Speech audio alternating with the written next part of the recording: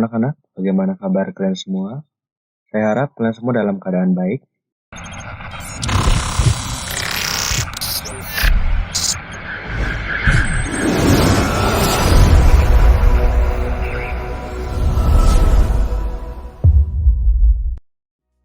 Selamat datang kembali di channel saya, Panji Sang Putra.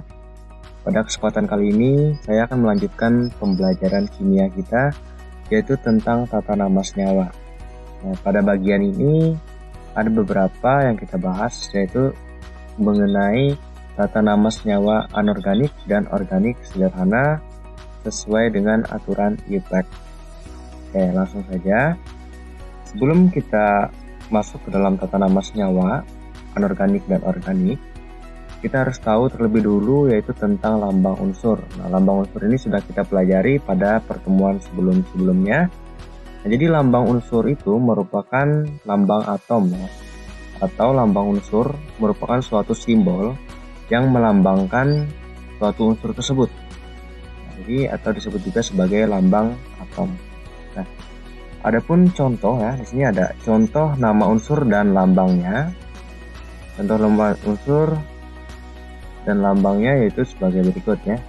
Misalnya di sini ada unsur belerang atau sulfur. Lambangnya adalah S. Jadi dia disimbolkan sebagai S. Unsur belerang. Nah, selanjutnya ada besi atau perum ya, nama latinnya. Itu disimbolkan sebagai Fe atau lambang unsurnya adalah Fe. Selanjutnya emas atau aurum. Lambang unsurnya adalah Au. Fosfor, ya, fosforus atau fosforos, lambang unsurnya adalah P. Hidrogen atau hidrogens, lambang unsurnya adalah hidrogen. Jadi hidrogens ini adalah bahasa Yunani ya. Selanjutnya perak ya, argentum, lambang unsurnya adalah Ag. Klorin atau klorida ini, lambang unsurnya Cl. Oksigen, lambang unsurnya O. Kromium, lambang unsurnya Cr, dan tembaga, lambang unsurnya Cu. Nah, jadi itu ada beberapa contoh nama unsur beserta dengan lambangnya ya. Mungkin kalian sudah tahu. Untuk lebih jelasnya dan dapat lihat pada tabel periodik unsur. Oke, lanjut. Partikel terkecil unsur monoatomik. Nah, jadi partikel terkecil unsur monoatomik itu terdiri atas satu atom. Nah, jadi unsur monoatomik ini adalah unsur yang memiliki satu atom atau unsur yang terdiri atas satu atom. Unsur yang beratom satu ya. Oke. Selanjutnya unsur diatomik ya. Jadi ada yang namanya monoatomik dan diatomik. Nah, unsur diatomik dia terdiri atas dua atom. Lambang unsurnya ditulis dengan menuliskan angka 2 ya. Jadi dituliskan angka 2 sebagai indeks. Misalnya H2. Nah, jadi H2 ini merupakan unsur diatomik karena dia terdiri atas dua atom. Kalau dia hanya terdiri atas satu atom, dia adalah unsur monoatomik. Kalau terdiri atas dua atom, dia merupakan unsur diatomik karena dia memiliki dua atom. Nah, selain H2 ada N2 atau nitrogen, ada O2 atau oksigen, ada F2 atau gas fluor ya, atau Cl2 gas klorida, atau Br2 gas bromida, dan I2 atau gas iodida ya. Pada kondisi tertentu, unsur bisa berada dalam bentuk yang lain, misalnya triatomik. Nah, jadi selain monoatomik dan diatomik tadi, pada kondisi tertentu unsur bisa juga berada dalam bentuk triatomik. Contohnya adalah ozon ya, ozon O3. Lanjut. Lembaga yang mengatur tentang pemberian nama dan lambang unsur yang baru adalah Persatuan Internasional Kimia Murni dan Terapan atau International Union of Pure and Applied Chemistry, atau disingkat sebagai IUPAC ya. Oke, di sini ada aturan IUPAC. Aturan yang pertama, semua unsur temuan baru, baik unsur logam maupun non-logam, diberi nama dengan akhiran ium. Nah, ini harus diketahui ya, harus diingat bahwa semua unsur temuan baru, pokoknya yang ditemukan baru, baik unsurnya berupa logam maupun non-logam, diberi nama dengan akhiran ium. Aturan yang kedua, nama itu didasarkan pada nomor atomnya. Nah, jadi nama itu didasarkan pada nomor atomnya, yaitu angka dari nomor atom dirangkai sehingga membentuk suatu kalimat.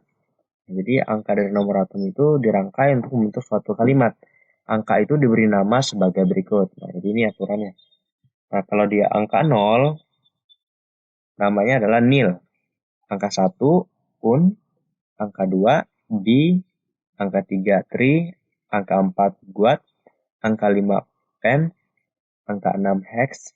Angka 7, set. Angka 8, oct. Angka 9, n. Oke. Lanjut, aturan yang ketiga. Lambang unsur terdiri atas 3 huruf, yaitu rangkaian kata dari huruf pertama, dari 3 huruf rangkaian kata dari huruf pertama, nama angka, penyusun nomor atomnya. Contoh, langsung saja ke contohnya ya. Contoh yang pertama, unsur nomor atom 112 diberi nama. Nah, jadi kita rancang berdasarkan hurufnya ya, jadi harus 3 huruf. Jadi kita rancang berdasarkan hurufnya. Di sini kan 112 berarti ada angka 1 2 kali dan angka 2 ya. 1 1 2. Nah, untuk 1 tadi namanya adalah un ya. Kalau 1 tadi un. Nah, jadi di sini un ya. Un. 1 lagi dia un juga. Yang 2 dia bi. Karena dia ini adalah unsur baru ya. Karena unsur baru, baik dia logam ataupun non logam, tadi diberi akhiran ium. Makanya di sini ditambah ium. Maka nama dari unsur dengan nomor atom 112 adalah unun bium. Ya. Jadi ini digabung membentuk kalimat unun ya, unun bium. Jadi namanya adalah unun bium atau lambang unsurnya adalah UUB. Ya, lanjut contoh yang kedua. Unsur dengan nomor atom 116. Nah, jadi 116 ini terdiri dari angka 1, 1, dan 6. Nah, 1 tadi kita ketahui adalah un, ya, un. 1 lagi un, dan 6 adalah 6. Nah, 6 di sini hex ya. Jadi 6 itu hex. Nah, un, hex ditambah dengan ium ya. Karena tadi unsur temuan baru baik logam maupun non logam diberi akhiran ium. Jadi ini membentuk sebuah kalimat ya. Unun hexium. Jadi ini dia unun hexium. Jadi namanya adalah unun hexium atau lambang unsurnya adalah UUH. Oke. Itu untuk aturan UPAC. Baik, sekarang kita lanjut. Selain lambang unsur, yang harus kita ketahui selanjutnya adalah rumus kimia. Jadi rumus kimia ini merupakan kumpulan lambang atom dengan aturan tertentu. Nah, jumlah tiap atom pada rumus kimia ditulis sebagai angka indeks. Nah, jadi yang menunjukkan jumlah atom pada rumus kimia itu ditulis sebagai angka indeks namanya ya. Nah, misalkan kita punya molekul H2O. Nah, jadi rumus kimia ini H2O ya. Rumus kimia ini menjelaskan bahwa dalam molekul air atau H2O tadi terdapat 2 atom hidrogen dan 1 atom oksigen. Nah, jadi di sini yang disebut sebagai angka indeksnya adalah di sini ya. Nah, jadi 2 ini merupakan angka indeks. Nah, angka indeks. Kalau oksigen tadi angka indeksnya 1 ya di sini. 1 itu bisa nggak ditulis ya. Nah, jadi H2O punya 2 atom hidrogen dan punya 1 atom oksigen. Nah, jadi angka indeks itu menunjukkan jumlah atom pada rumus kimia ya. Oke, selanjutnya NaCl. Nah, NaCl di sini ada 1 atom Na ya dan 1 atom Cl. Jadi angka indeksnya 1 semua nih. 1 bisa nggak ditulis. Jadi NaCl, Na-nya 1, Cl-nya juga 1. Nah, inilah yang namanya rumus kimia ya.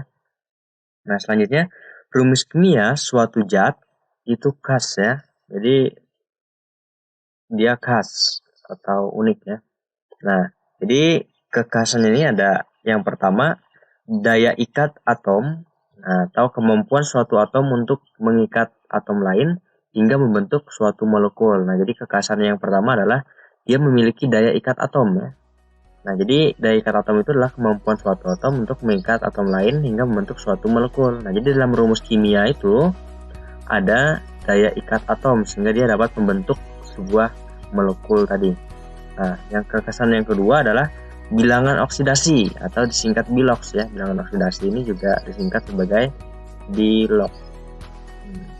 Nah, jadi bilangan oksidasi merupakan angka yang menunjukkan jumlah elektron, ingat ya.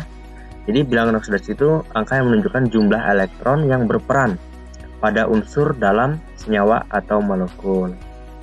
Nah, jadi dalam bilangan oksidasi, bilox ini ya, bila dia melepas elektron, maka biloxnya bernilai positif kalau dia melepas elektron.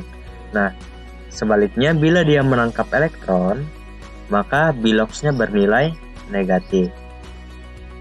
Nah, untuk melepas elektron dan menangkap elektron ini berlaku untuk molekul ionik ya, atau molekul ionik atau senyawa ion.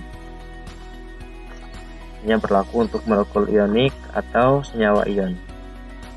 Senyawa ion. Lanjut. Nah, kalau ada senyawa ion berarti ada juga yang namanya kovalen ya, senyawa kovalen. Nah, untuk molekul atau senyawa kovalen terdiri atas dua. Yang pertama ada kovalen polar dan kovalen nonpolar. Nah, untuk molekul kovalen polar, atom yang lebih elektronegatif maka dia akan bermuatan negatif. Nah, jadi dilihat dari tingkat keelektronegatifannya. Nah, apabila atom memiliki tingkat keelektronegatifnya besar ya, atau lebih elektronegatif, maka muatannya adalah negatif. Nah, bila molekul yang lain yang kurang elektronegatif itu dianggap bermuatan positif ya. Nah, contoh unsur yang lebih elektronegatif misalnya seperti F ya, F, Cl, Br ya, I atau iodin ya, yang molekul yang lebih elektronegatif. Oke. Molekul kovalen nonpolar. Nah, kalau ada yang polar berarti ada juga yang nonpolar. Tentu yang nonpolar ini, kovalen nonpolar, biloxnya adalah 0 ya. Jadi biloxnya nilainya 0.